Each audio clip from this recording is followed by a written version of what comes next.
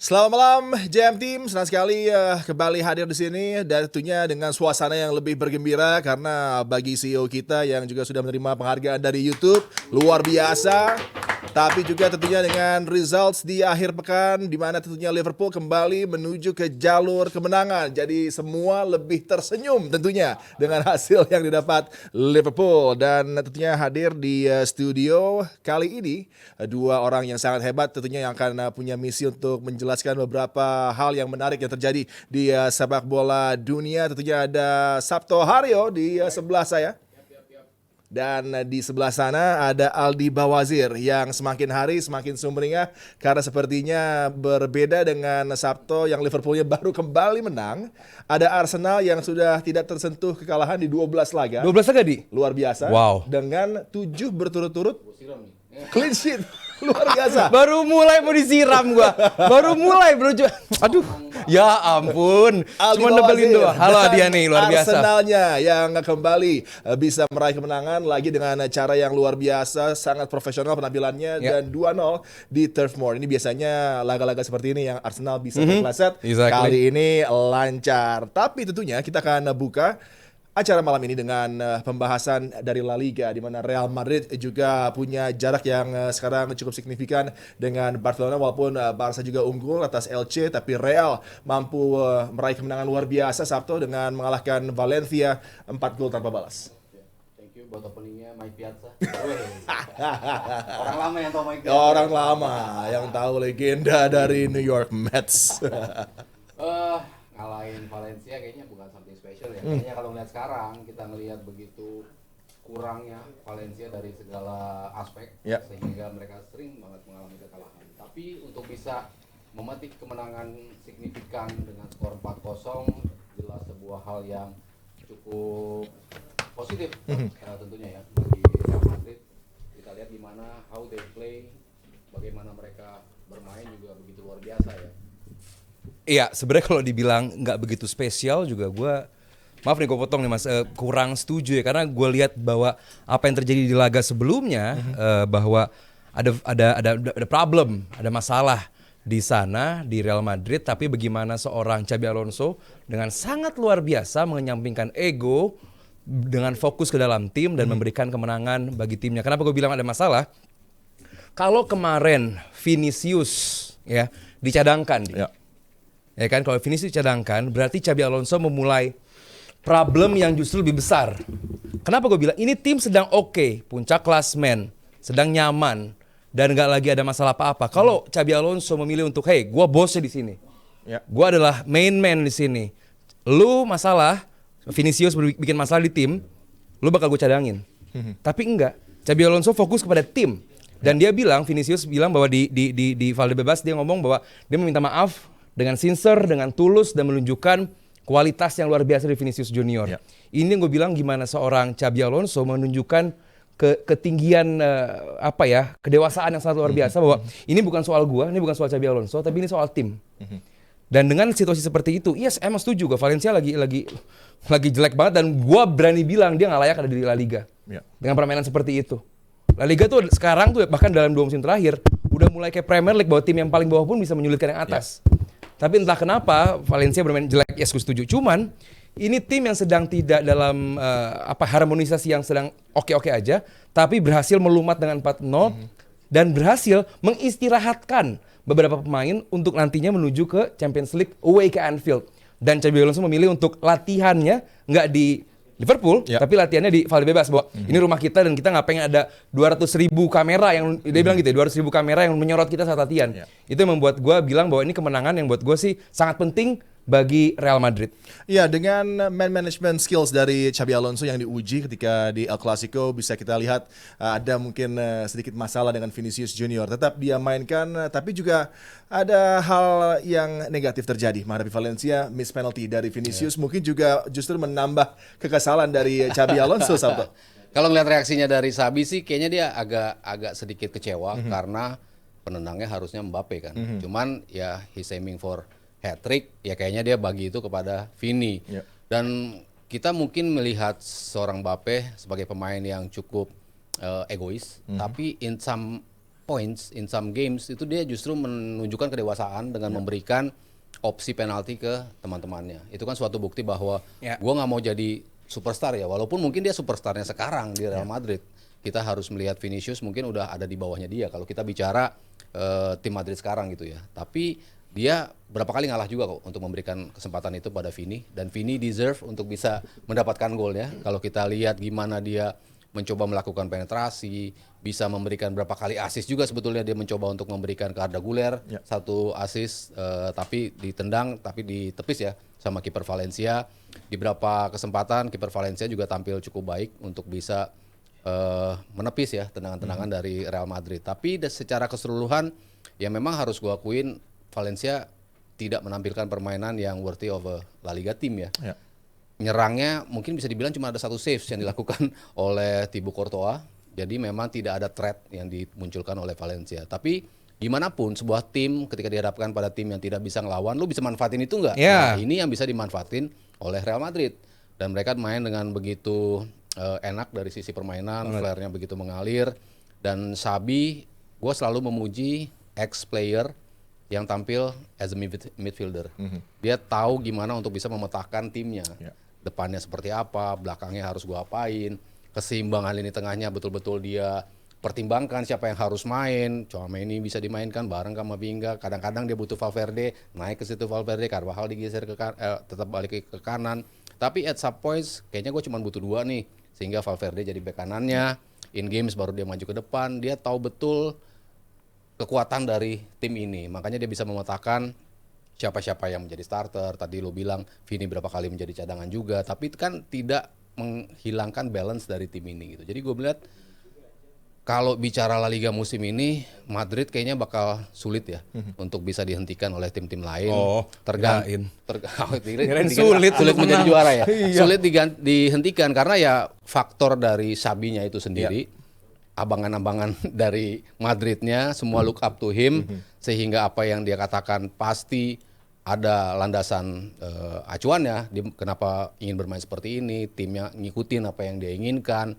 Bermainnya juga lu mau main dengan sistem mid block atau seperti apa. Mereka mencoba untuk menyerang dari segala macam arah, memberikan kepercayaan pada Arda Güler. In some points juga si Rodrigo balik dimainin, Brahim Diaz, lini belakang juga ada tweaking terus. Kadang-kadang Asensio kalau lagi butuh umpan-umpan jauh, memunculkan Carreras yang tampil luar biasa. Jadi banyak elemen yang menunjukkan kalau tadi Aldi istilahnya kedewasaan dari seorang Xabi Alonso ya, yang membuat Madrid bisa tampil cukup solid dan konsisten. Jadi kalah dengan Liverpool. Tergantung, Liverpool kan baru naik nih. Tentang Champions League dan Liverpool akan bertemu dengan Real Madrid. Kiper dari Valencia, Aguirre Zabala, semakin menambah masalah ini buat Vinicius Junior dengan save yang dilakukan menjadi pelik. Juga mungkin hubungan antara Xabi dengan Vinicius. Tapi melihat combo yang ditampilkan oleh Xabi Alonso di lini tekanan bagi Real Madrid dengan menampilkan Arda Güler dan juga Kylian Mbappe yang total sudah mampu menghasilkan 6 gol di antara mereka berdua ketika berkombinasi. Ini juga satu hal yang sangat positif bagi Real Madrid tentunya, Di.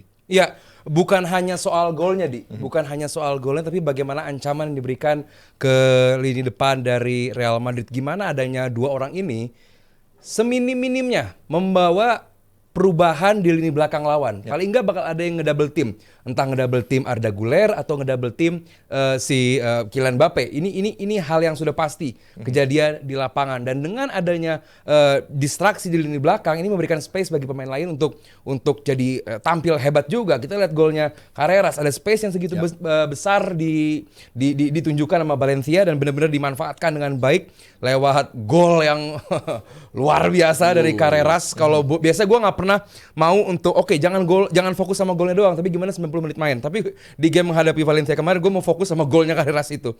Gimana dia punya kepercayaan diri, dan dia sangat masih muda juga, tapi punya teknik yang luar biasa. Biasanya kalau fullback-nya begitu pasti akan bertanya, ini niatnya mau crossing apa mau bikin gol. Tapi kalau kemarin itu rocket goal, emang pengen nendang gol. Jadi buat gue tadi Mas Hari udah jelasin juga gimana Carreras menjadi elemen penting dari Real Madridnya Xabi Alonso. Dan bukan cuma Arda Güler dan juga Kylian Mbappe memang fokus mereka untuk bikin gol, tapi gimana setim ini dari middle third-nya yaitu di tengahnya itu yang menjadi motor.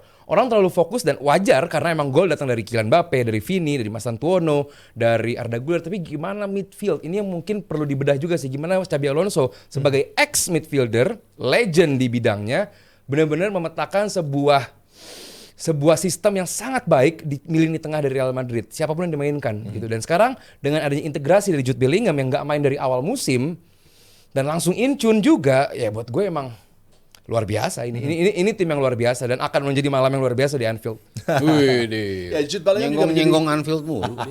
Jude Bellingham juga menjadi satu perbincangan yang menarik karena mungkin spotnya juga di lineup utama dari timnas Inggris agak terganggu dengan dia mengalami cedera di operasi di awal musim di bagian shouldernya dan kemudian gradually sudah mulai menemukan lagi formnya.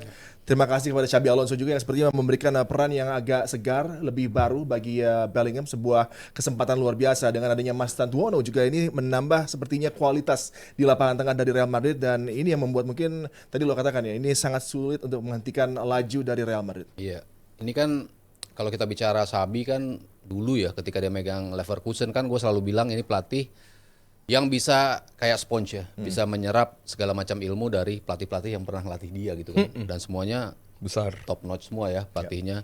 Mourinho pernah, Ancelotti pernah,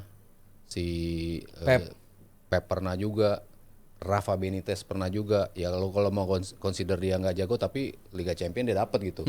Alonso sosok penting di situ dan dia bisa praktekkan semuanya gitu. Gaya bermain Pep di mana di Leverkusen dia bermain betul-betul position based football.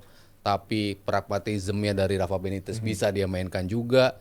Ada banyak skema yang bisa dia mainkan gitu. Makanya kenapa sekarang Madrid kayaknya lebih ke 4-2-3-1 nih ya. Dengan gaya yang mungkin di era Benitez pada saat itu juga 4-2-3-1 kan. Didi Hamann sama siapa lah berdua lupa gue. Di tengah tuh mereka berdua gitu. Dan dia mencoba untuk aplikasikan itu. Ternyata dengan hanya dua Kamavinga dan juga Tchouaméni ternyata bisa menstabilkan ini tim ya.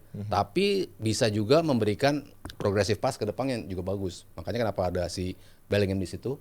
Dia bisa nunjukin quality-nya lagi-lagi. Dulu kan mungkin dari komposisi 4 top of the diamond gitu ya. Dia di ujung dengan 4 gini. Tapi dengan 2 dan 3 ada 2 pemain di sampingnya. Dia juga bisa memainkan peran yang cukup baik dengan 2 pemain di depan gitu. Ataupun 1 pemain doang, Kylian Mbappe doang di depan. Jadi ya banyak skema-skema yang bisa dimainkan oleh Xabi dan itu nyetel semua sama pemain-pemain yang diturunkan di posisinya. Jadi Bellingham kalau lo tadi nyinggung ke timnas Inggris, ya gue rasa Inggris tetap butuh superstar player kayak dia gitu ya. Kita harus melihat pemain yang bisa menghadirkan threat dan juga respect ya terhadap lawan. Dan Bellingham mengantongi atribut itu semua. Jadi dia kalau misalnya sempat agak kehilangan posisi di timnas Inggris, ya gue rasa pasti dia akan tetap ada di timnas Inggris. Iya, untuk sementara Elliot Anderson yang diadakan oleh Thomas Tuchel untuk bisa menjadi pemain yang akan mungkin membawa Inggris menjadi juara dunia di World Cup 2026. Dan kalau lo lihat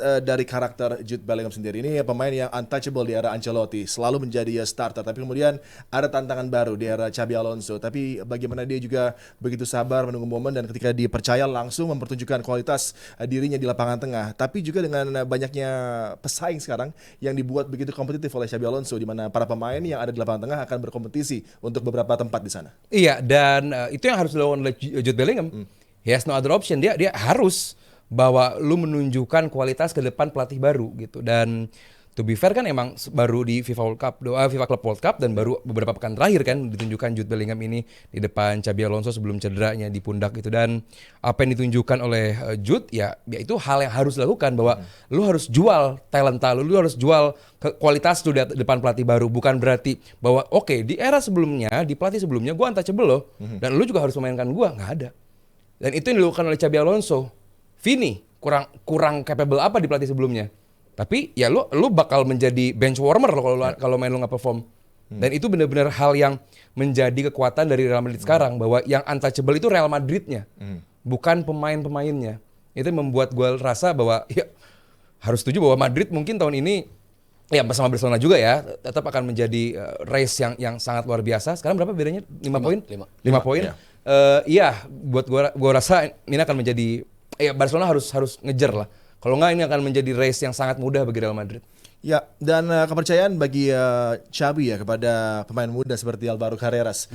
Kualitas yang dimiliki kita tahu lah di tim muda Manchester United, di Benfica dia mempertunjukkan beberapa atribut yang mungkin berpotensi. Tapi di tangan dari Xabi Alonso kita menemukan satu pemain yang punya kemampuan untuk attacking luar biasa dan ketika ada transisi juga tampil baik untuk bisa menopang pertahanan. Finishingnya dengan majestic goalnya dengan effort yang begitu indah di laga kemarin. Bukti bahwa kepercayaan Xabi dibayar luar biasa oleh pemain muda ini. Iya, setelah Marcelo kayaknya kita nggak lihat back kiri mereka yang sekelas ini ya. Kalau bisa dibilang Mendy pernah ada di situ, berapa kali Nacho juga dicoba digeser ke situ. Tidak ada pemain yang secara kualitas bisa mempraktikkan keseimbangan yang seperti itu. How dia operate di wings untuk bisa memberikan bantuan ke depan. Tapi ketika harus defense, dia cepat juga track backnya, nggak ngerepotin gelandang-gelandang.